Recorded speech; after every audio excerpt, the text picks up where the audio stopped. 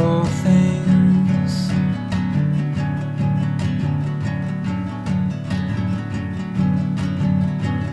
I keep on not dying, the sun keeps on rising.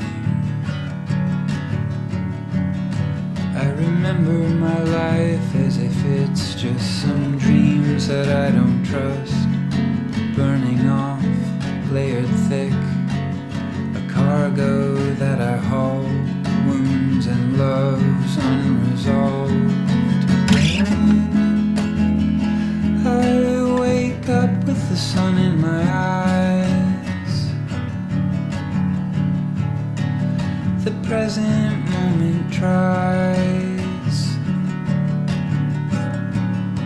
but now I'm back where I was when I was 20, crashing through so loud, alone and mumbling. One moment thinking I'm wise, and in the next one I writhe, trying to remind myself of something learned, then forgotten.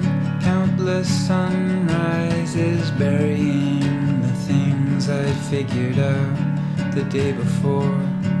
Like that I probably won't find shelter in the arms of any other person, though I will try.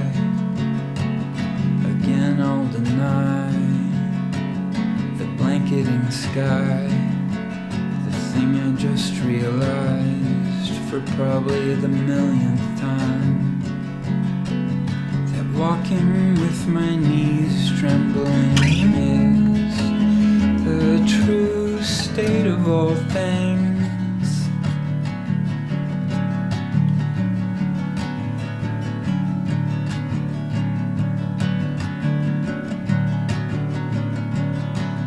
The true state of all things is a waterfall, with no bottom crashing end, and no ledge to plummet off, full of debris and flowers, never not falling. And in it we swim and fall, sometimes beside, often apart.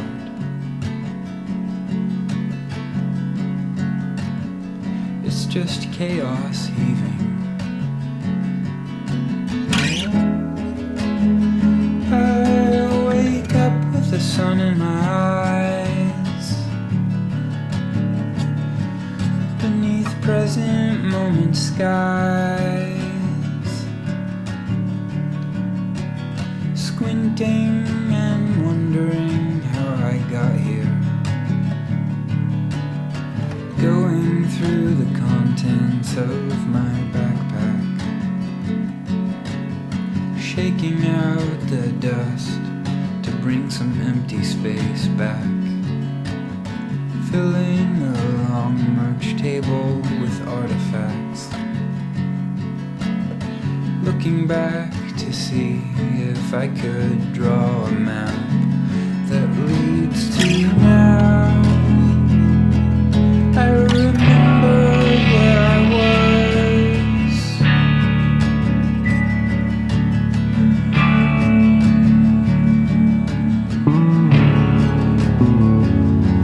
when I was 20 or 17 or 23. The disinterested sun would still rise every morning, same as now. Dawn was loud.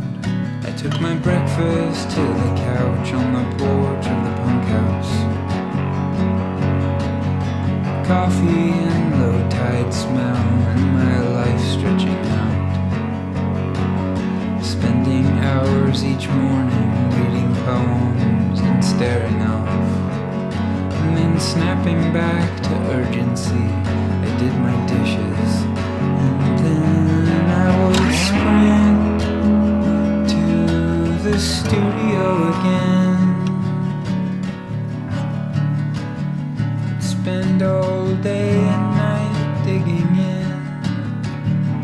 Distorted bass, spliced tape, singing lines like there's no end. And I won't look for you in my room about my friends. I check the microphones at hotmail.com like once a week. I would drive out to the ocean and not tell anybody. Watch Crouching Tiger, Hidden Dragon in a dollar theater in Aberdeen. It was a rainy matinee, 2001, Sunday, March 18th. And in the parking lot afterward, for a few minutes in the rain, I stood glowing with ideas of what I might try to convey with this music. At that moment, my mind flashing like a blade. A 22-year-old in flip-flops running around in an empty mall parking lot, lost in a martial arts fantasy. It looks ridiculous now, but the truth is that alone there, something was formed.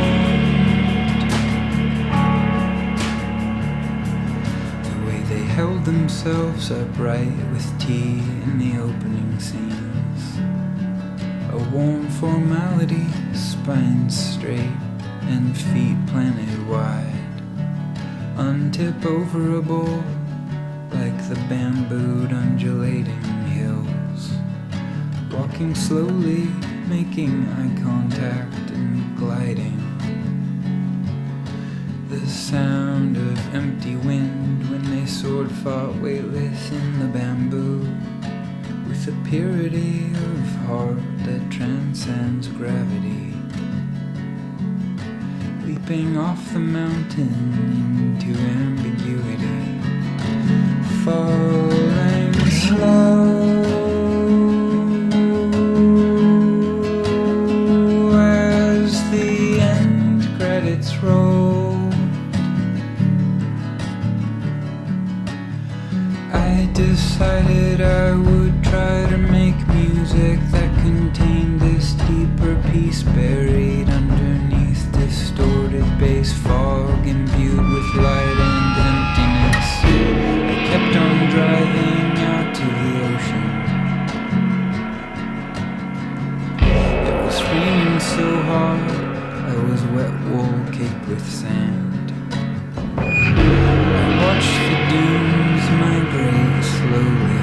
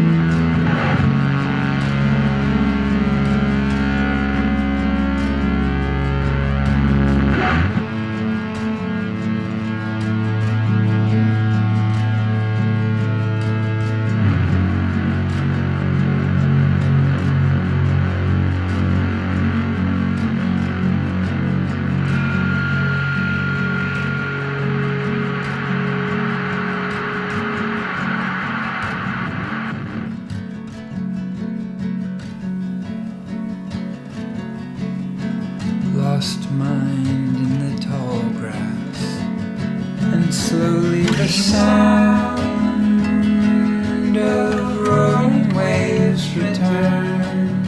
I rose. I returned to my station wagon with a wet face. Extravagant solitude invigorates. Drove back to Olympia, clear-headed, temporarily, and went back into the studio to resume whatever this thing is. This spooling out repetitive, decades-long song stream. This river coursing through my life, these wild swipes at meaning. And now I circle back to look into the spring.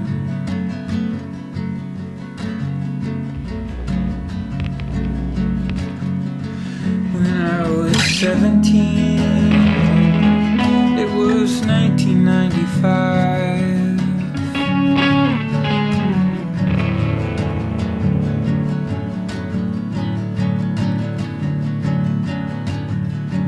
I put the name microphones on the tapes I would make late at night after work at the record store.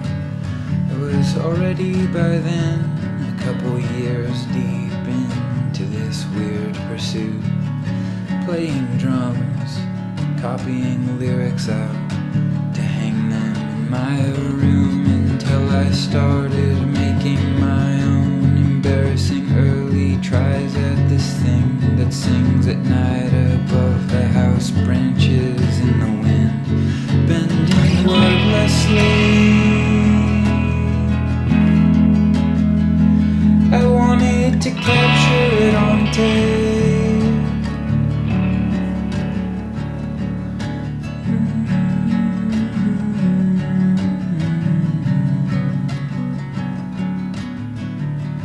At first I called my recordings a different name.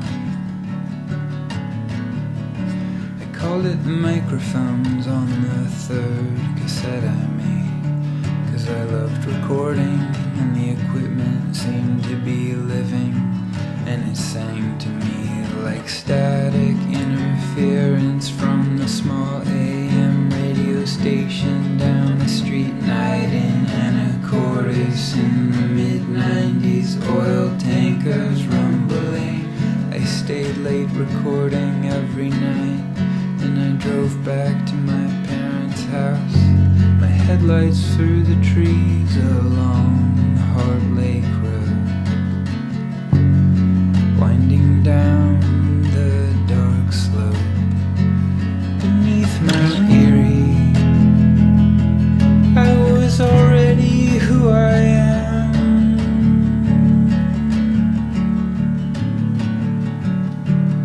A bottle of India ink, masking tape, Julie Dwaron, Tori Amos, Cranberries, Sinead O'Connor, Eric Stripp, Red House Painters, Sonic Youth, This Mortal Coil.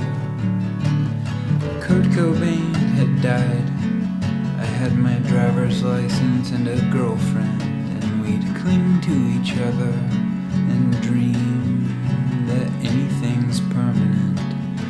Even back then, the beast of uninvited change insisted itself in. And look here, it still hangs. But when I was young,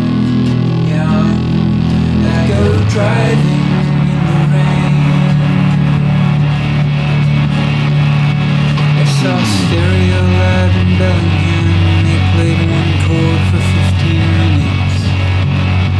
Something in me shifted. I brought back home belief I could create eternity.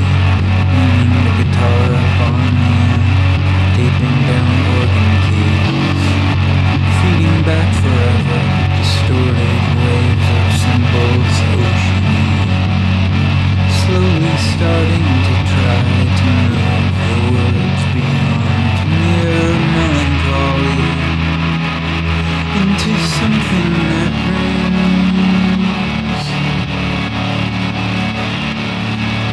true and old and useful, hopefully. But when I was 17, I sang in a moment, heard romantically grasping in the dark, like shadows of the moon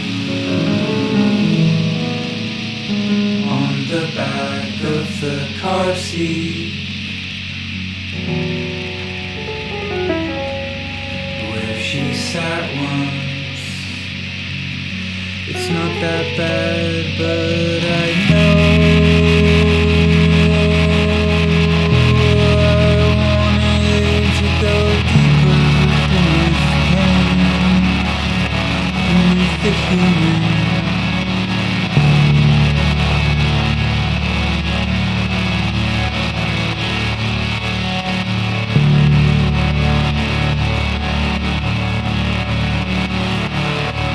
Is it because my parents barely had any money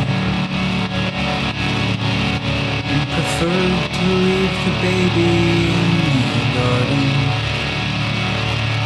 that I grew up to blur the boundary between myself and the actual churning dirt of this place? That it feels normal to me to speak with the voice of weather, to build and move into a mirage made of songs cascading down a rock face in a homemade myth.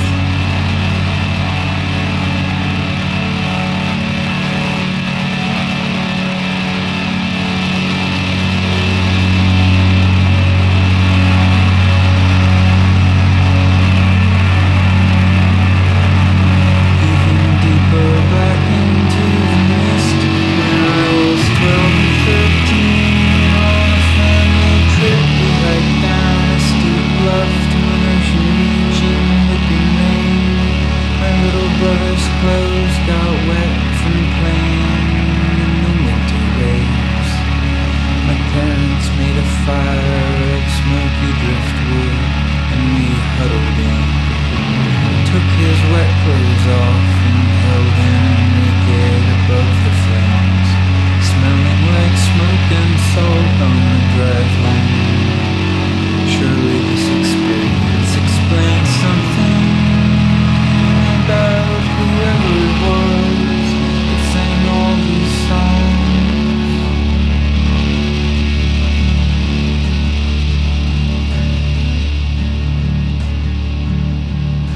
When you're younger, every single thing vibrates with significance, gazing at the details in the artwork of a 7-inch, devouring every word in a zine. There was barely internet. Meaning gets attributed wherever appetite bestows a thing, with resonating, glowing, ringing out through a life. And what from these times do I carry with me still? The things I survive return repeatedly, and I find again that I am a newborn every time.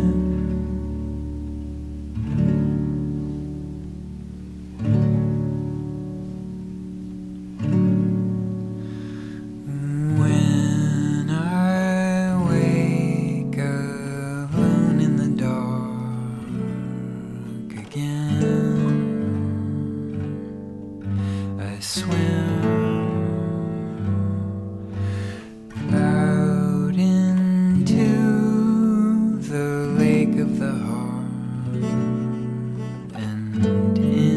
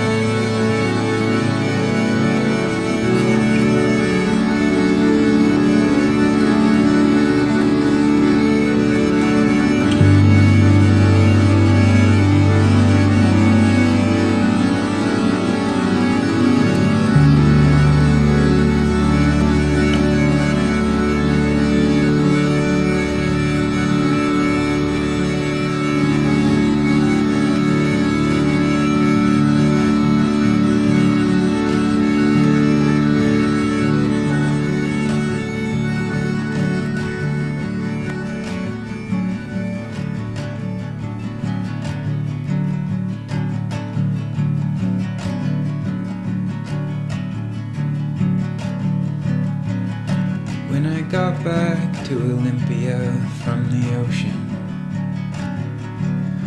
I woke up early before dawn to start recording. The things I wanted to communicate had to do with finding how to break out from seeing only the inside of reflected ocean on the sky.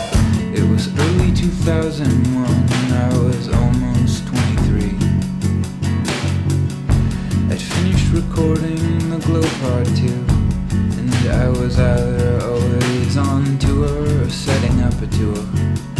Always running, voracious, thirsty.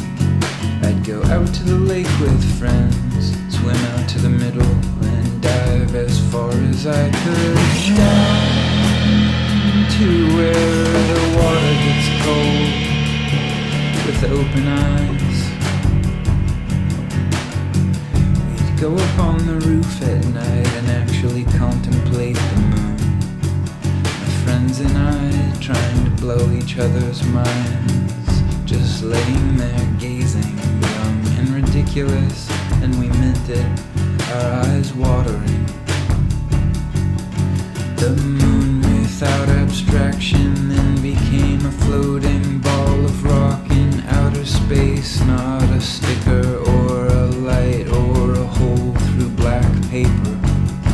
We were making food and records and paintings and walking around beneath a real infinity. I felt my size. That brief, dissipating shock of looking into outer space and seeing, just for a second, the bottomless distance pressed against my face. My little mind trying to write it down, zooming out, a faint yelp lost in a thunderstorm, sufficiently small, thinking on the geologic scale, making the voice of mountains, reaching beyond my old concerns from when I was 17 in 1995. All the ways of life glint in my flashing eye simultaneously, and at any moment we could die. And so with urgency I keep a candle by my side and watch it disappear and glow at the same time.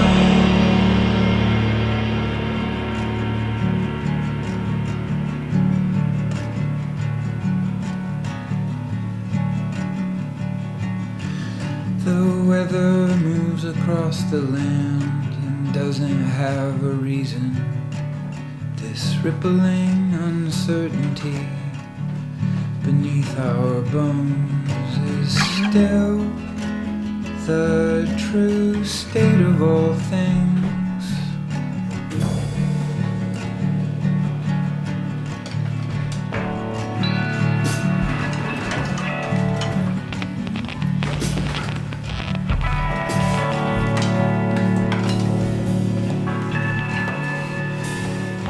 At a truck stop in northern Italy, I was on tour playing drums and always wandering off alone, squinting into the setting sun, my notebook filling. I was touring, living on an alternate plane with them, but set apart from this life where people wake and work and don't self-uproot each day. Instead we pass through the towns like criminals of so glad to be included in this rare world, this moving cult of groundlessness, roomless, moving awake. Across that parking lot, recognition of the same. Another touring American band, Bonnie, Prince, Billy, all dressed in matching tracksuits and sunglasses, grizzled and silly, kind of Italian tour costume, blending in, but not really. Playfulness with persona that liberated me with permeability. I thought, who is it even that sings and who comes to life between the ears of the hearers in the rooms at night, and how can we all get deep? The packaging distracts from the nourishment it wraps. Fixation on the singer's face or on the band's name keeps us groveling and blind at the edge of a sea,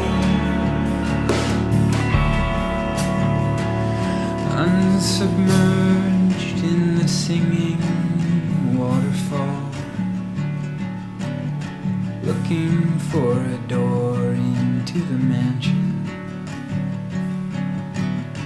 Taking this weird art project out into public, indulging in cultivated ambiguity about participants' identities, letting misperceptions hang because nothing's really true. With this imagined collective called the microphones, I wrote about climbing up and dying, flying off as vultures, and a universe beyond, innocent of the real air of death that awaited down the path.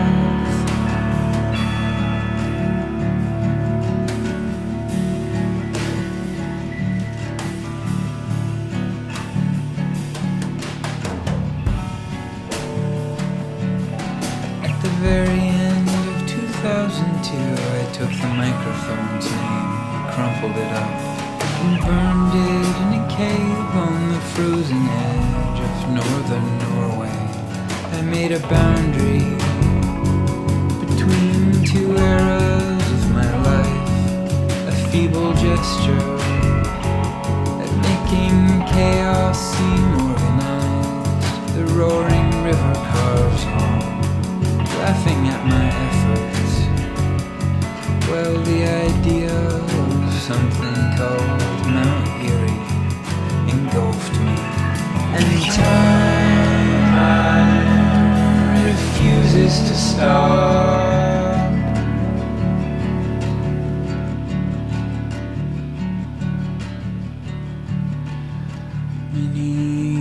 Many years later, I heard Freezing Moon by Mayhem, and these words jumped out.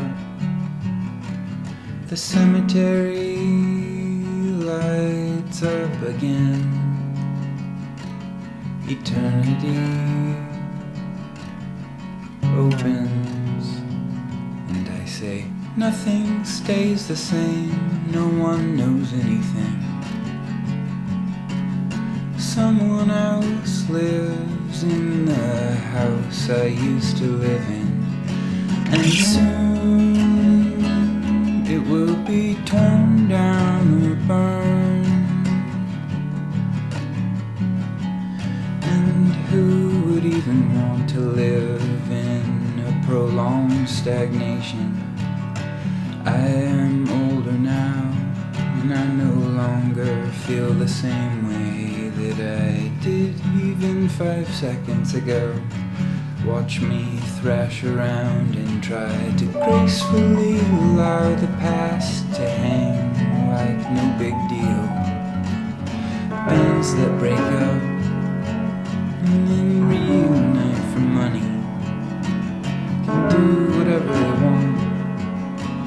makes me glad that I am only this one contrary grump. Impossible to reunite love, the present when it burns.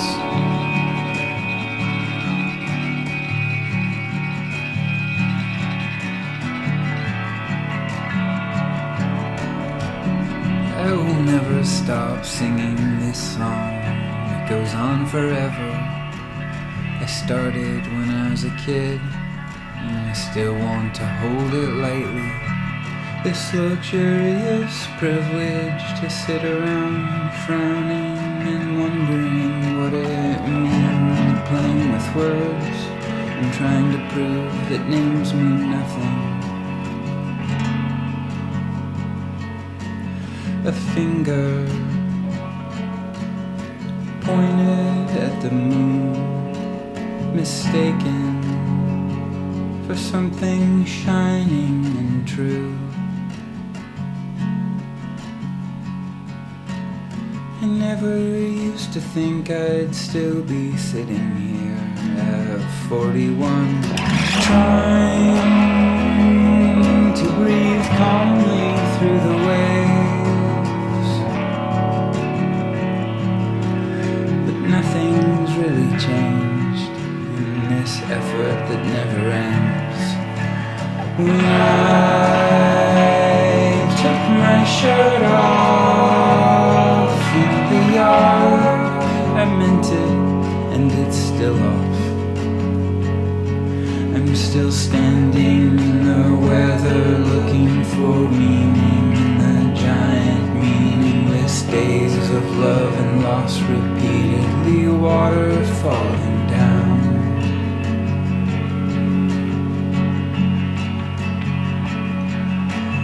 And the sun relentlessly rises still.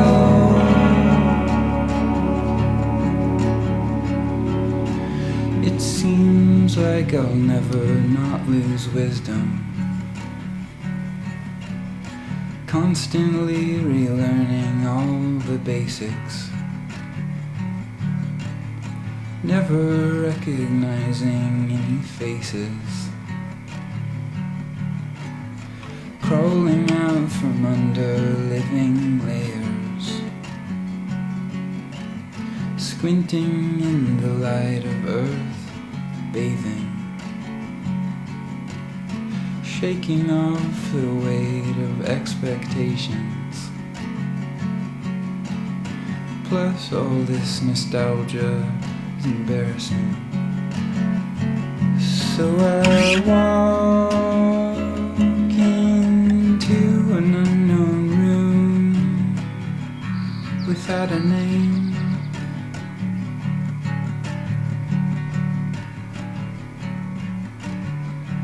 So what if I label this song Microphones in 2020?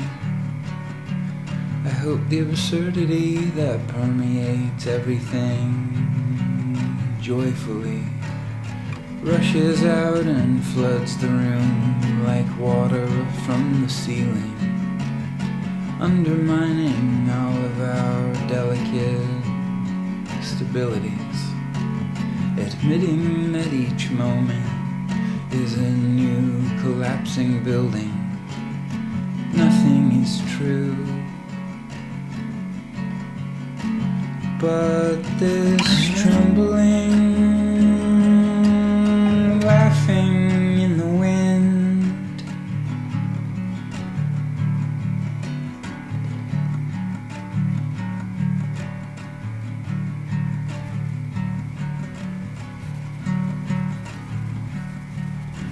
anyway, every song I've ever sung is about the same thing. Standing on the ground, looking around, basically. And if there have to be words, they could just be now only. And there's no end